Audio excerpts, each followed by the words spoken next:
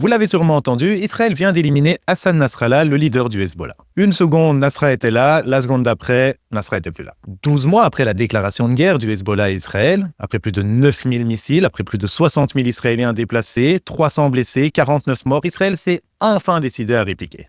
Vous vous souvenez, d'abord bip bip, et puis boum boum. En combattant le Hezbollah et en éliminant Nasrallah, Israël rend service à l'ensemble de l'humanité, et en particulier à la France, qui elle aussi a subi le terrorisme du Hezbollah en 1983, quand 58 parachutistes français ont été tués dans un attentat. Alors comment expliquer que ce soit en France qu'on retrouve certains politiciens, journalistes ou autres activistes qui ont regardé les Israéliens se faire bombarder pendant 1 an, dans un silence assourdissant, mais qui maintenant osent accabler Israël pour avoir tué un des terroristes les plus recherchés au monde? Revenons un petit peu en arrière. Pour rappel, le Hezbollah, c'est une organisation terroriste, et ça fait 1 an que ce très sympathique Hezbollah a ouvert un front de sympathie en solidarité avec les atrocités commises par son organisation sœur, le Hamas, le 7 octobre en Israël. Et ce ne sont pas les seuls. Les Houthis du Yémen ont aussi tiré des missiles balistiques et des drones sur Israël. Les milices chiites d'Irak et de Syrie s'y sont mises aussi. Israël est attaqué sur 7 fronts par des organisations qui ont toutes plusieurs points en commun. Numéro 1, elles se fichaient éperdument du sort des Palestiniens qui ne sont qu'un prétexte pour pouvoir attaquer Israël. Numéro 2, ce sont toutes des organisations terroristes reconnues comme telles. Et numéro 3, elles sont toutes à la solde du régime iranien. Car oui, c'est le régime de la République islamique d'Iran qui est le véritable coupable de l'instabilité dans toute la région. Car attention, la guerre d'Israël n'est pas une guerre contre la population libanaise ni iranienne, qui elles-mêmes sont en grande majorité défavorables au Hezbollah et au régime des Mollahs. Non, aujourd'hui c'est une guerre de civilisation, entre d'un côté une dictature obscurantiste qui sème la désolation dans toute la région, et de l'autre côté une démocratie qui ne demande qu'à vivre en paix. Parce qu'on peut les comparer. D'un côté, Israël est la seule démocratie de la région, la minorité arabe qui compose 20% de la population a tous les mêmes droits que la majorité juive. Au Parlement israélien, on retrouve toutes les franges de la société, des juifs laïcs aux juifs religieux, des partis arabes aux partis d'extrême gauche. Et preuve de la solidité de cette démocratie, depuis plus de 2 ans, des manifestations sont organisées quasi quotidiennement pour protester contre le gouvernement. De l'autre côté, on retrouve tous les signes de la tyrannie parfaite. L'ayatollah est au pouvoir depuis des décennies, les opposants politiques sont assassinés, et les quelques courageux qui osent encore aller manifester se retrouvent souvent pendus à des grues sur la place publique. Depuis les dernières prétendues élections en juillet, le régime a d'ailleurs pendu plus de 3 personnes par jour, faisant de lui le recordman du monde dans la discipline. Rien que ça. Je me demande si vous préféreriez partir en vacances en Israël, ou plutôt en Iran, où le ministère des Affaires étrangères vous prévient quand même que les détentions arbitraires de touristes sont monnaie courante et que vous n'aurez pas droit à un avocat. Les droits de la femme sont un autre exemple assez frappant,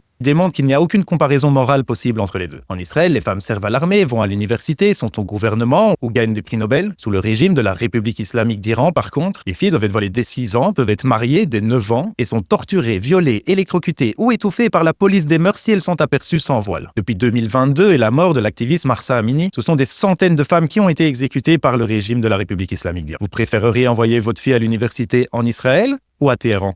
Vous préférez le pays qui est une force créatrice unique au monde, celui qui a inventé la tomate cerise et la clé USB, qui a imaginé la cybersécurité ou développe tous les processeurs de vos ordinateurs, plutôt le pays qui utilise toutes ses ressources dans le seul but de détruire, pour financer des groupes terroristes qui sèment le chaos et la mort dans le monde entier, le régime qui a envoyé la majorité de sa population sous le seuil de pauvreté à cause des sanctions, tout ça pour essayer de développer une arme nucléaire pour annihiler un pays qui se trouve à 2000 km de lui. On pourrait continuer comme ça longtemps, mais je pense que c'est assez évident qu'il n'y a pas 2 côtés dans cette histoire. On ne peut pas être neutre dans un conflit qui oppose le bien et le mal, la barbarie et la civilisation. Et pour conclure, je dirais qu'il n'y a plus personne pour soutenir la dictature islamiste des Mollahs au Moyen-Orient. À part évidemment les groupes terroristes qui sont payés pour le faire, et quelques suppôts de l'islamisme en Occident qui eux le font bénévolement, du moins à ce qu'on sache. En soutenant le régime des Mollahs, ce sont les populations libanaises, israéliennes et iraniennes qui sont sacrifiées sur l'autel de la lâcheté. Et c'est plus qu'inquiétant que ce soit en Europe qu'on entende des discours bien plus violents que ceux qu'on entend au Moyen-Orient. Je ne sais pas quel modèle de société ces gens veulent nous imposer, mais en tout cas je sais que c'est pas celui de la laïcité. Alors personnellement, je sais dans quel camp je préfère être. Celui de ceux qui veulent la paix au Moyen-Orient, la fin du règne des Mollahs et la libération de toutes les populations civiles libanaises, israéliennes et iraniennes qui sont en première ligne de sa barbarie. La question est plutôt, dans quel camp serez-vous ?